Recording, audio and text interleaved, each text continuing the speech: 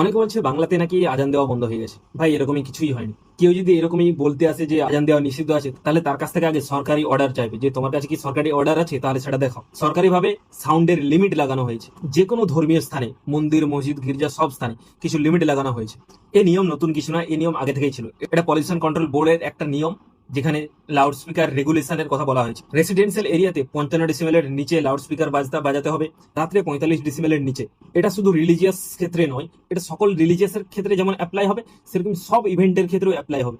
কিন্তু প্রশ্ন হলো, এটা কি সব ইভেন্টের জন্য আদৌ ইমপ্লিমেন্ট হবে? কারণ জাস্ট দুদিন আগে আমার পাশের পল্লীতে বিজেপিরই অনুষ্ঠান হয়েছিল, বিজয় উল্লাসের। সেখানে মাইকের আওয়াজ পারমিসেবল লিমিটের থেকে কয়েক গুণ বেশি ছিল। তা সত্ত্বেও পুলিশ কোনো অ্যাকশন নেয়নি, না তাদের কাছে কোনো পারমিশন ছিল, কিছুই ছিল। এরকমই একটা যে গুজব ছড়ানো হচ্ছে যে আজান বন্ধ করে দেওয়া হয়েছে, এটা আসলে একটা গ্রুপকে তৈরি করা, যাতে তারা একটা ধর্মের রীতিনীতিতে বাধা সৃষ্টি করে। তোমরা দেখবে বিজেপি শাসিত রাজ্যে যে কাজগুলো পুলিশের, সেই কাজগুলো কিছু বেরোজগার ছেলেরা গলায় গেরুয়া গামছা নিয়ে সেই কাজগুলো করে, নিজেদের হাতে আইন তুলে নিয়ে নিজেরাই রাস্তাতেই তারা ঠিক করে দেয় কে ভুল আর কে ঠিক। আইন তো দূরের কথা, সেই একটা গ্যাংই তৈরি করার প্রচেষ্টা হচ্ছে এইরকমই ভুয়ো খবর ছড়ানোর মাধ্যমে। মাইকের আজান খুব জোরে হয় না, যেইভাবে ডিজে বাজানো হয় প্রত্যেকটা গ্রামে গ্রামে। আমাদের বিশেষ করে বাংলায় এখন অর্কেস্ট্রার কালচার, ডান্স কালচার যেইভাবে বেড়েছে, সেই সব জায়গায় যেইভাবে বক্স বাজানো হয়, তার অনেক কম সাউন্ডে আজান হয়।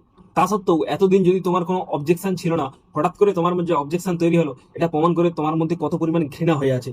তুমি জাস্ট এইসব খবর দিয়ে, এইসব খবরকে বুস্ট করে নিজের স্যাডিস্টিক প্লেজারকে শান্ত করছো। এটার মাধ্যমে তোমার মধ্যে যে একটা হিংস্র মানসিকতা আছে, সেটার প্রকাশ পাচ্ছে। রুলস যদি অ্যাপ্লাই হয়, সকলের জন্য অ্যাপ্লাই হবে, নাকি কোনো একটা কমিউনিটির জন্য অ্যাপ্লাই হবে আবার কারোর জন্য ছাড় হয়ে যাবে, এমনটা যেন না হয়। তোমার কি মনে হয় গ্রামে, পাড়াগঞ্জে বা শহরের কোনো অলিগলিতে যে ইভেন্টস গুলো হয়, বিশেষ করে পূজার কোনো ইভেন্টস, প্রোগ্রাম, ডান্স, হাঙ্গামা, সেখানে সাউন্ডের কোনো লিমিট থাকে?